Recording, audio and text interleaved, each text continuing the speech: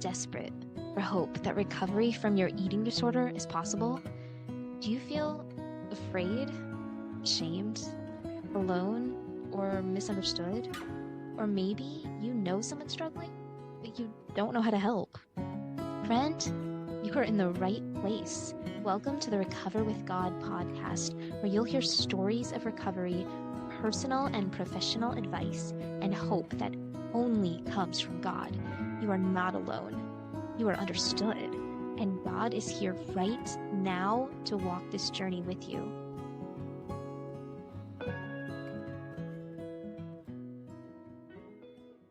Thank you for tuning in to the Recover with God podcast. I'm Jamie, your host, and today I'm chatting with Nyla, who is also a podcast host of Intuitive Eating with Jesus. Nyla, thank you for joining me today. I'm really excited to hear your story and you sharing it with other people to encourage our listeners. So thank you. Yeah, thanks for having me. I'm excited. I love the concept of your podcast, and I know God is going to use it to bless and heal so many. So this is an honor. Thanks for having me on to hang out with you. Yeah, and it does, I mean, with your podcast, Intuitive Eating with Jesus, it does, it's a nice segue from there. So, all right. Well, the first question I love to ask is about zeal. Zeal is one of my favorite words. And my own definition of the word zeal is living with a passionate pursuit of a purpose. So I'd like to ask you, what does living with zeal look like in your life right now? For me, I think like things that steal my zeal or my joy is doing too much. And like when I have too much on my plate, I rush and then I'm not enjoying something that maybe I would enjoy. Like I like to cook, but if I haven't left myself enough time to cook, I'm going to rush and I'm not going to enjoy it, or even my own work. Like I'm a podcast editor. And if I don't know, like I enjoy communicating with clients over Voxer and email and whatever, but if I'm rushing, it's like, it's not enjoyable. So for me, bringing back zeal and joy in my life has looked like simplifying and slowing down in my life. And I don't know if you're into the Enneagram, but I am, and I'm an Enneagram 3, and we're like, really love our productivity. And so that can kind of become an idol sometimes, like my to-do list. And so that's what it looks like for me, just simplifying. And I was listening to I think it was a podcast, and they were talking about how like Jesus, when we watch him live his life in the Gospels, like he wasn't valuing productivity and efficiency. Like he sometimes took the long way or like got stopped all the time. And it just kind of was a wake up call to me that, oh, like I'm valuing so much, like doing so much, but that's like a worldly value. But God is like, I want you to do just your God assignments, and that might look like doing less. So yeah, I don't know. Does that all make sense? It does. That's a great answer. I never thought about it like that, of all my love for living with zeal. And sometimes I think, there is a danger of wanting to live with zeal in doing too much, because you think, well, the more I do, the more zeal I will have, right? But that's actually not true. So that's a really good point. I'm glad that you brought that up, and I love your perspective on it. Yeah. Thank you.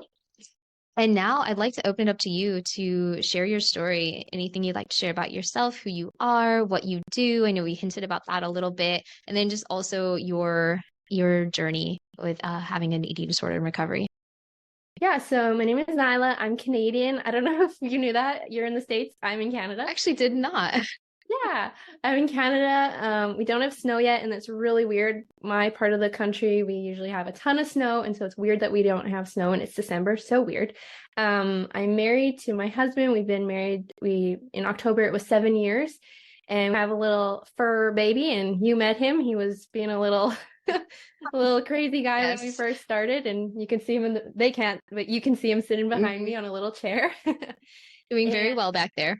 Yeah, he's sitting very nicely now, and we call it a cat loaf when they sit like a loaf of bread. So he's in a little loaf right now. Yep, he is. He's so cute.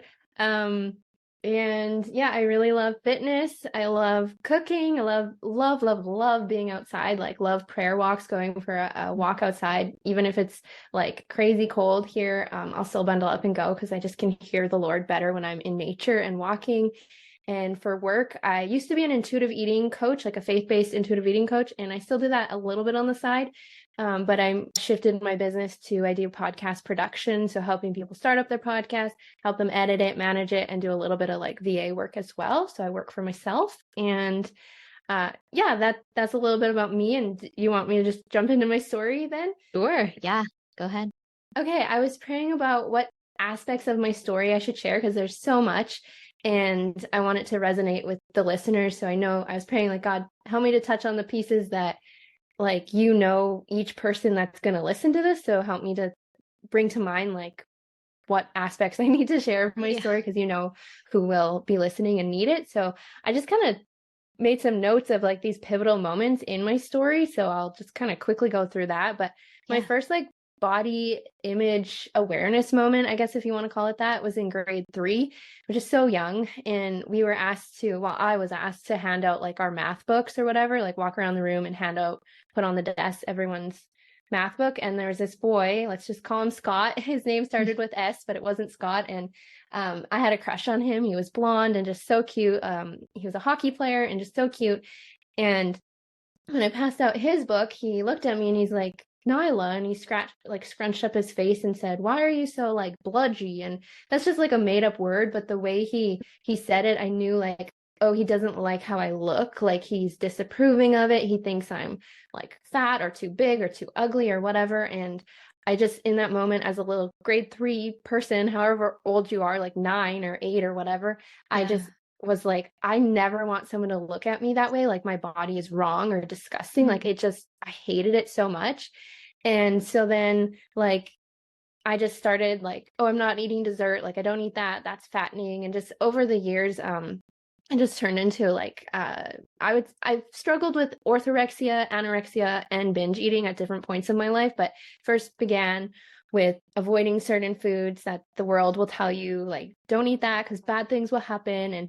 And by the time I was in high school, like I lost a ton of weight really quickly in high school. Like it became a really big problem in high school. In grade 3 it wasn't so severe, but once it was high school, I like in grade 8 like lost a ton of pounds right away. And I remember being in the locker room in grade 8 and overhearing some of the other girls saying, oh, have you noticed how skinny Nyla is? Like, she's too skinny. And I thought, what do you people want? At first, I'm too big in grade 3, and now I'm too little for you in grade 8. And it was just so frustrating. And I remember like the summer of grade 9, I went to my aunt's house. My family went to visit her, and I stepped on her scale, and I saw the smallest number that I've ever seen in my entire life. Well, not when I was born. Obviously, I was like 6 pounds when I was born. Right. You know what I mean? The smallest number that as like an older teenager or whatever that I'd ever seen. And I just had this overwhelming sense of like, I have been so lied to. I thought the smaller that I got, the more happy and perfect life would be. And I'm actually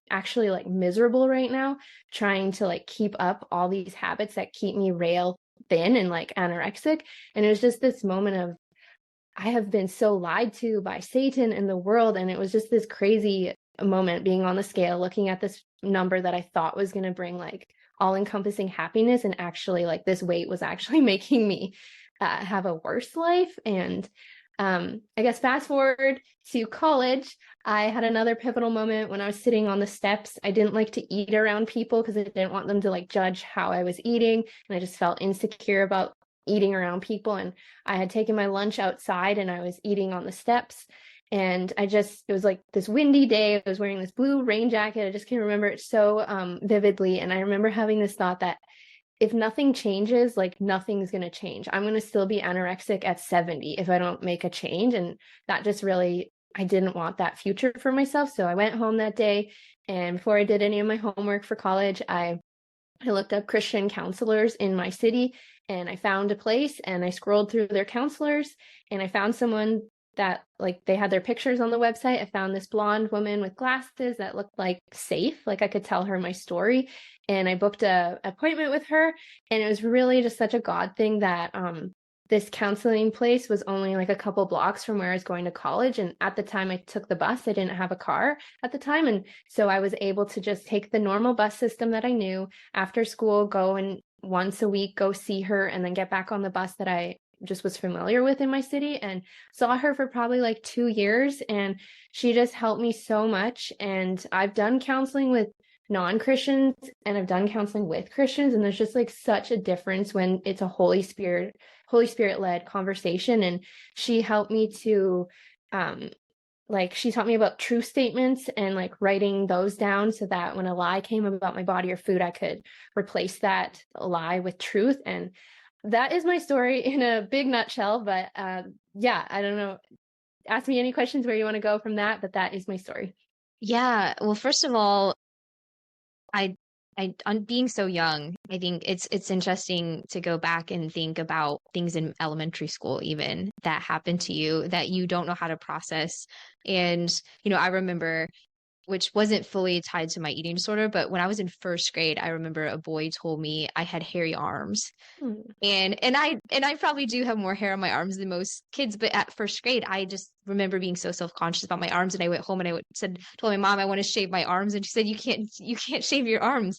You're number one, you're too young to shave, anything, but like you don't need to do that. And that's not the solution to the Yeah. problem. And so, but just things like that, like the fact that you remember that and I remember that, like that does stick with you, and it shows the power of how early on these lies can get into our minds. And even just you bringing up the lies that your counselor shared, see, it's all lies.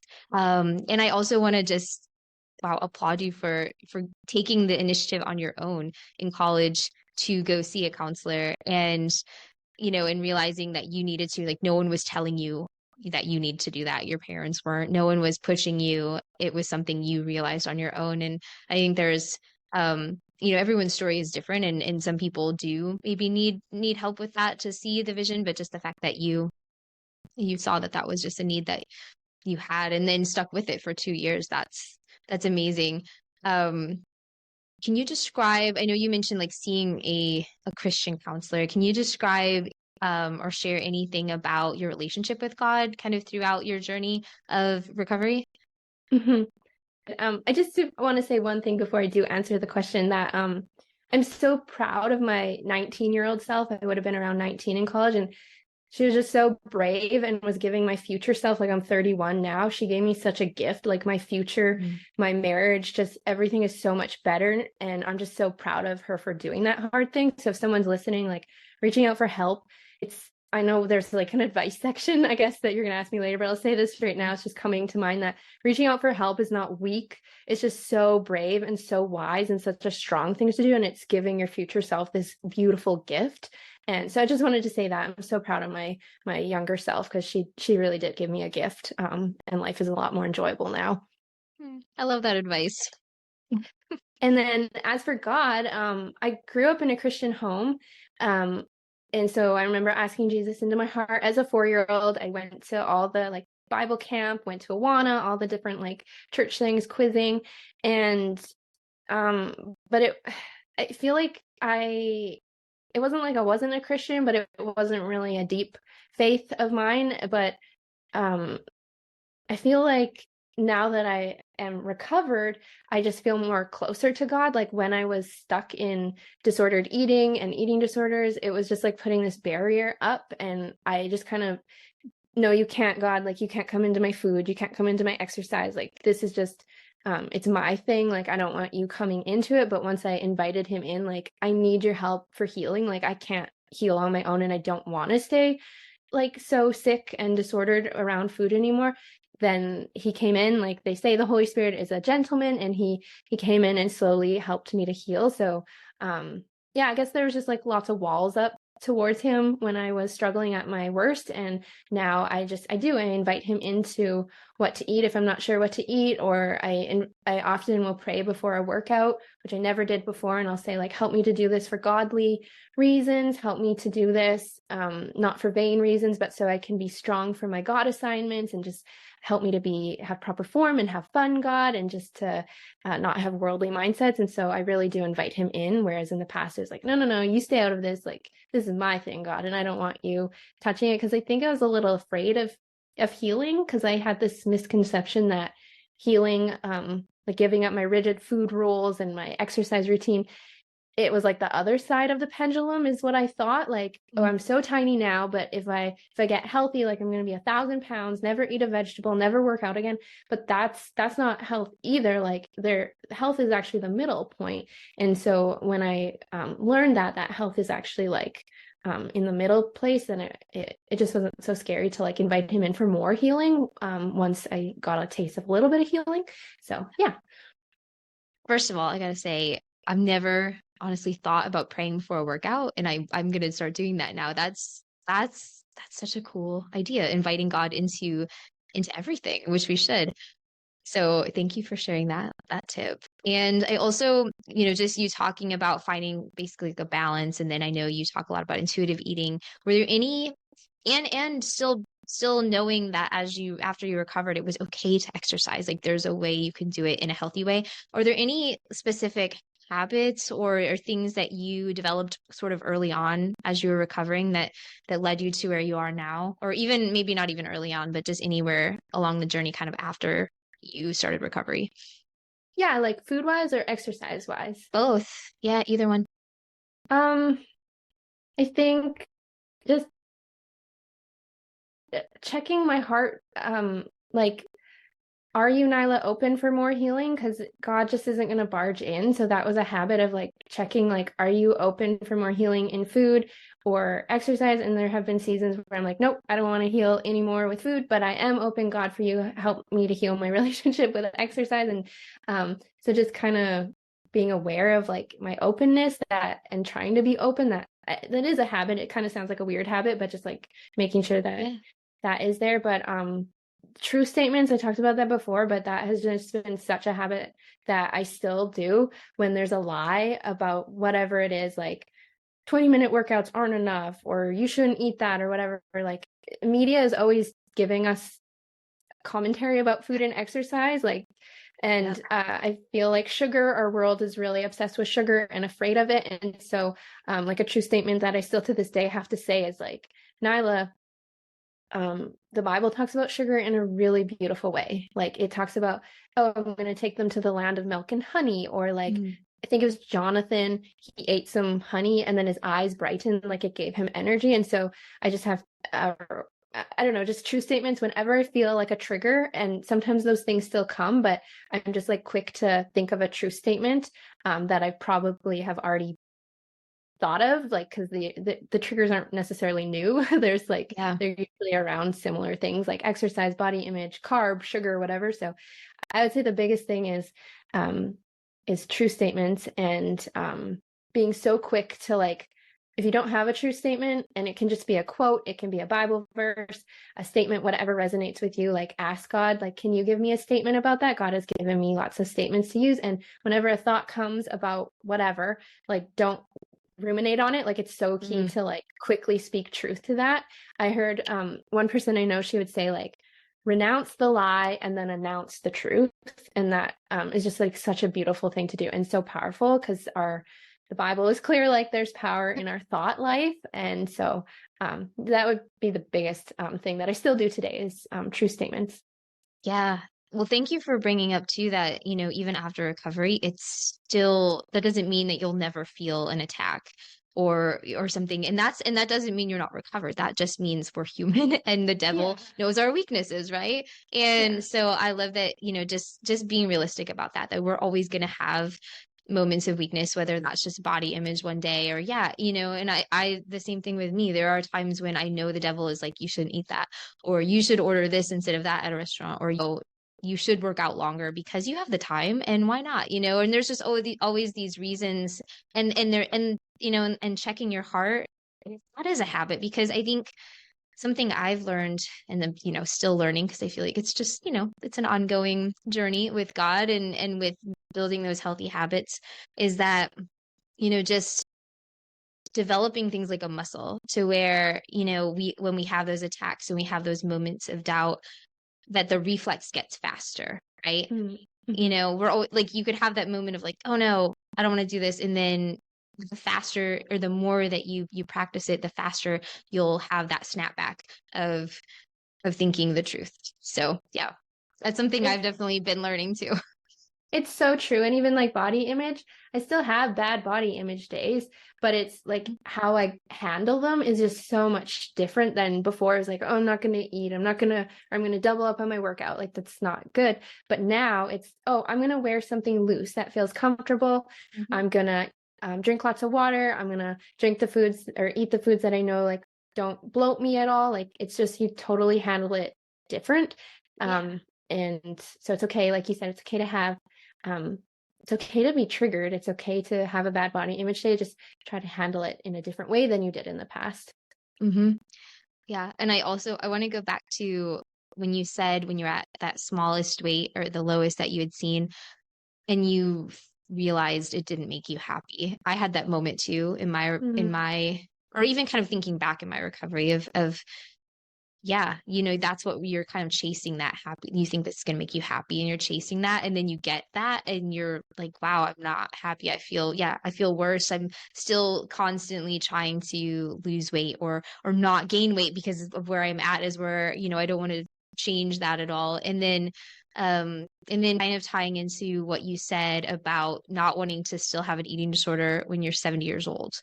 And so from those two things that you shared, um, was there anything that kind of surprised you about life after recovery where yes, even though you knew at 70 you didn't want to have an eating disorder, was there anything else that like maybe you didn't realize was going to even be better than you imagined after you let it go? Um, like I said before, like I thought recovery meant gonna be 500 pounds, never like eat a vegetable again. Like that surprised me. I didn't know that Mhm. there was a middle of the pendulum. But at the time, like the word diet culture is a very like buzzword, very hot topic. But when I was in college, when I was in high school, that people weren't talking about diet culture. That wasn't a thing. So I think it surprises me that I'm healed and there's still so many people out there that are not healed, but they like think they're doing the right thing. Like I Mhm. live in like this disordered food world where it's like applauded, and that's so weird to me. Like, why do you want to keep your eating disorder? They don't say that they're Mhm. have eating disorders, but like what they're doing, like like 75 hard, that's or hard 75 or whatever it's called. It's like this really restrictive eating way of eating that's popular right now, and like you do like double workouts. And when I looked at that, there's like lots of people on Instagram doing it. I'm like, that is like what I did when I had a full-blown eating disorder. Like I don't even know why you would want to do that. Like dip your toes into that. And I feel my heart just goes out to people who are doing things like this, because it's like once you stop, you're going to have some of those thoughts like I did. Like if you do this program that asks you to do 2 workouts a day,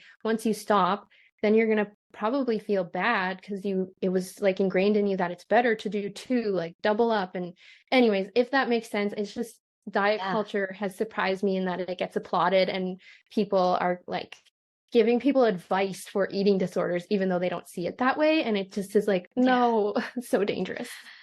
Yeah, I don't know where in the Bible to quote it specifically, but I know, in probably multiple places it talks about how, evil things will be spoken well of. And and that's one of the ways that the devil does lie to us. And wolf in sheep's clothing and all the things Yeah. you could call it is that that's one of the devil's biggest tactics is disguising things that hurt us into things that we think are going to make us better and actually help us. And it like I agree, my heart goes out to you when I think of the people. I see them and they're not in freedom, and there is a bondage, and there's a way to Mhm. like be free from that. And I want that for everyone, and I know you do too. And so that's why we're talking today. So hopefully someone listening right now who may be feeling that will think, wow, there's a different way, there's a better way, there's a way that leads to freedom, and you don't have to be chained to that forever. Mhm. Hmm. I did an episode on my podcast about like, does body image even matter in end times? Because there's lots of people talking about end times.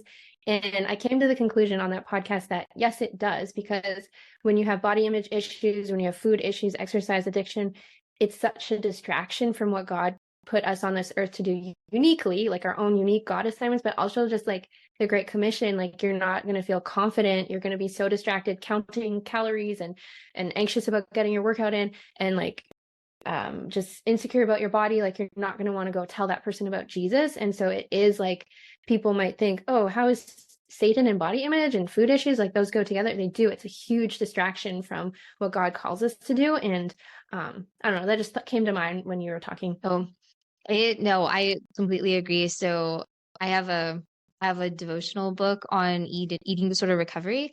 And it's like the second or third chapter. I should know this is my own book, but one of the earlier chapters in the book, I talk about how it is an idol in our Mm-hmm. lives, Yeah. and like seeing that in my own life, and how, like you said, it distracts you from the truth. Anything that we put ahead of God and keeps us from like living our purpose with God is an idol, and the devil Mm-hmm. will use that and milk it and in all the ways that he can to keep us from being effective. So I'm glad you Yeah. brought that up, because that's a huge point for me. I definitely agree with you 100%. And I guess another thing that has surprised me is just that there's a lot of Christians that are like promoting this like food idolatry, like very famous Christians, like famous authors have books about foods. And when you read them, you're like, this is so disordered. And so that was very surprising too, just seeing that Christians who should be promoting freedom, not bondage, are actually promoting like food bondage. And that makes me really sad. Yeah. Yeah, that's why when I decided to start this podcast, I wanted it to be Recover with God. And I know that there's a lot of space out there to just help anyone who's just struggling with food and body image, and maybe people who don't believe in God are listening to this right now, and that's okay. Like, I want anyone to come, and you're all welcome, and whatever you take from this is great.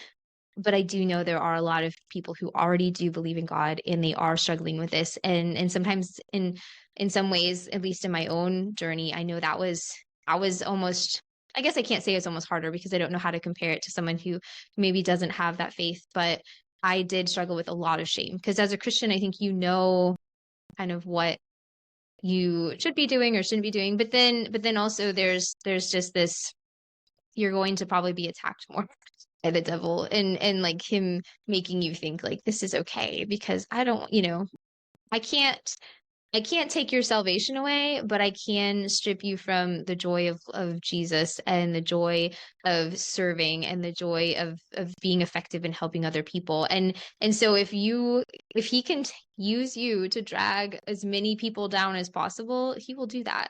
And I don't want to be that Yeah. person. I hope no one out there wants to be the person who's dragging other people down. So I think there's a lot to be said about that too. And just going back to what you said about like checking your heart, and knowing the truth, and hopefully and I think we all need to do that on a regular basis. I mean, there's never a point and I know in my life, where I want to wake up and think I'm good. I don't need, I'm good. I know the truth. I've got it all figured out, because that's what will attack you more. So even when you do feel like you know the truth, there's always going to be a day where you need to have it ready. Be on guard. And if there's Hmm. confusion, if you're healing and there's confusion, if you're like, I'm eating in this way and I don't know if I should be eating this way, like, is this okay, God? Because like this pastor, I don't know why pastors feel the need to talk about nutrition from the pulpit. Like, I don't understand. There's diet culture is just so saturated Yep. in the church. But like if your pastor's saying eat this way, eat keto or whatever, and you're like, well, keto doesn't make me feel good, and like I don't feel peace about it, then if you just have confusion and there's like shame and guilt, and clarity will help. Just Ah, ask the Holy Spirit, like, how do you want my body to personally eat? Like, it's a unique body that you gave me, and I'm confused because my pastor's saying to do this, but I feel like you're saying to do this. And like, I don't know, that came to mind too, just because yeah. guilt and shame can sometimes stem from confusion about Yeah. nutrition. That's a good point. I think, some of I've had a few different pastors in my life, just different churches of living in different places. And I think at least two have said, I'm standing up here and I'm speaking to you, but I don't want you to ever take what I say as the ultimate truth, because Yeah, I am still human and I am interpreting God's word, but always go back to it for yourself. And, that's good. any passage we go through, read it yourself, pray on it yourself. And I love, I think that's just a human way of putting it as a leader in the church, of just saying, I'm here. I feel like what I'm saying is from God, but at the same time, I'm still human. So everybody, we all have that responsibility to not trust a church leader or a spiritual leader, but to ultimately trust God with our It's journey true. in life. Yeah. So Hmm. no, these are all really good points, and I appreciate you bringing them up. And Hmm. so I want to segue a little bit into advice, as you mentioned earlier. So, for someone who's maybe a friend or a family member of someone struggling, I know in your journey or what you shared, there wasn't necessarily someone who told you to go see a counselor or, hey, you need to recover. I think, something's wrong. But there are people now who may be listening who say, I know a friend, or maybe it's my daughter or someone in my life who I think is struggling. I don't know how to help them. Or maybe you've already like crossed a boundary where you think, oh no, I think I did something wrong. But is there any advice that you would give to someone who knows someone struggling and they just don't know how to help?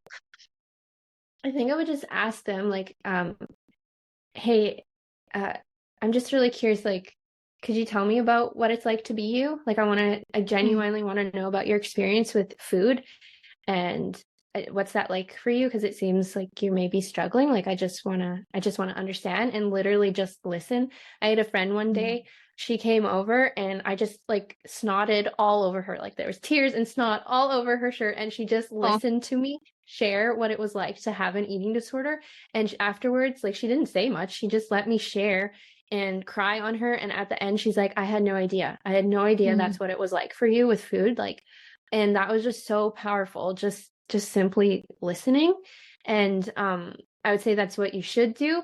And what you shouldn't do is I just like wouldn't comment on their size. mm, I had aunts that would comment on my size, oh, you're so skinny, but it wasn't like out of concern. It almost was like jealousy, and then it was mm, like being applauded my disordered habits. So I wouldn't comment on their size or what they're eating specifically. Like I know this is so nuanced, but like I had people say like, oh, you're putting so much salad dressing on there, and like when you're in the middle of like wanting to heal or starting to heal, just comments on your body or what you're eating, like they're not helpful. Honestly, I don't know if they're ever really helpful, no, commenting on someone's body or what they're eating. Like, nope.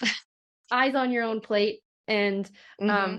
but that's what I would say, is just start with just, hey, can I like understand, like I really just want to know what it's like to be you, basically. Yeah, listening is powerful because I know for me, there was a fear of being judged, Mhm. and if you step out and you share with someone that they won't understand, and then they'll just tell you all the things that you are doing wrong that you should be doing. Because, I mean, there are people, not everyone has an eating disorder, not everyone is going to struggle with this. And so to some people it may seem like, well, just eat something. I've had people just say, well, just eat some ice cream to gain weight. And I'm like, that's, obviously, yes, you can do that. But, yeah, commenting on food, and even just, different bodies are going to be hungry different at different Mhm. times of the day, like what you're eating Yeah. now. That's one meal doesn't show the full picture of what someone's eating. And so that's also just part of that process. But yeah, listening goes a long way to, obviously, if you don't struggle, you may never understand it fully because it's just not what you're dealing with. But even just knowing that someone is just gonna be there, I think that's Yeah. that's huge advice for anyone out there listening right now who might have a friend or a family member who is in that situation. Hmm. And going back to someone who maybe is struggling right now and believes that recovery is impossible or feels really, really distant, really hard, what would you say to that person? If they're a Christian, I would say, like believing that recovery for you is impossible, like that's not scriptural. We see scripture talking about like where the Spirit of the Lord is, there's freedom. Mm. Who the Son sets free is free indeed. Like we're more than conquerors. It doesn't say we're partially conquerors. It says Mm. we're more than conquerors. So that means like full freedom is available for you. And like it also says like anything is possible with God. There is that verse too. And so Yes. I would just like cling to those verses. And um you probably know someone who has healed and Mm. have like, even if you're not a Christian, like, you have the same variable as them, is that you're human. Like, you were designed to be able to change. Like, there's the whole concept of, I might say this wrong, but neuroplasticity. I think I said it right there. Yay. I think you did. Yeah, I think I've heard of it. And like, it basically, like, God designed our brains to be able to rewire. And like, if you look at Dr. Caroline Leaf, she like talks about how, like, I've seen pictures where it's like your brain looks like a gross dead tree or whatever, but then when you change your toxic thoughts, it actually becomes like this beautiful tree-like structure. It like literally changes. And there's like Bible verses that like actually reflect that process. I can't think of them right now, but but anyways, it's really cool. And so where was I going with that? Oh, just like your brain has been designed to change. So just because you think a certain way about food right now, like God and science, like they show that you can change the way you think about things. Your actual like makeup of your brain, like the structures within it can change. And it takes time. And that's where the truth statements come in. Like I would tell my clients, my intuitive eating clients, like what you want to believe, just keep speaking that over yourself. Like I, for a long time, thought that a workout had to be an hour long and it had to be cardio or it didn't count. But my mom gave me this truth statement when I was recovering. She said, all exercise is beneficial. And I would just speak that over every time I thought that I didn't work out hard enough or long enough. I would just say, all exercise is beneficial. And I just kept speaking it over. And then that my brain like changed. And then like I fully believe that a short 5-minute walk, like that is so beneficial for me, or whatever, foam rolling, like it doesn't have to be an hour of cardio to count. And that's what the world will tell you. So that is where I would take that question. Yeah. No, that's really cool. I now I need to go look up that and see that brain mapping it. Really cool. I've never seen that, so I'll have to take a look. But I felt the science of it, even though not necessarily knowing. But that was one thing I did when I first decided to recover. I call it, I would tell myself the truth even when I didn't believe it, because like I knew I was gonna say things that I'm like, my head's gonna be like, yeah, that's whatever. But I've just kept, the more you hear like the things repeated in your brain, you will start to believe whether it's the truth or not. And so if you fill your mind with the truth, I don't know what the science is behind that exactly, but I know that it's true. So and then I want to give you a chance before we end to just share a little, anything you'd like to say about your platform or your podcast, and how people can connect with you and how they can listen, tune in, and hear more about intuitive eating, especially with Jesus. Yeah, the best place to come and hang out with me would be my podcast, the Intuitive Eating with Jesus podcast. Talk a lot about body image and intuitive eating on there. And intuitive eating it's not like created by Christians, but it just so reflects like the design that God has for the human body. So they're not Christians, but I think the Holy Spirit was all over them creating intuitive eating.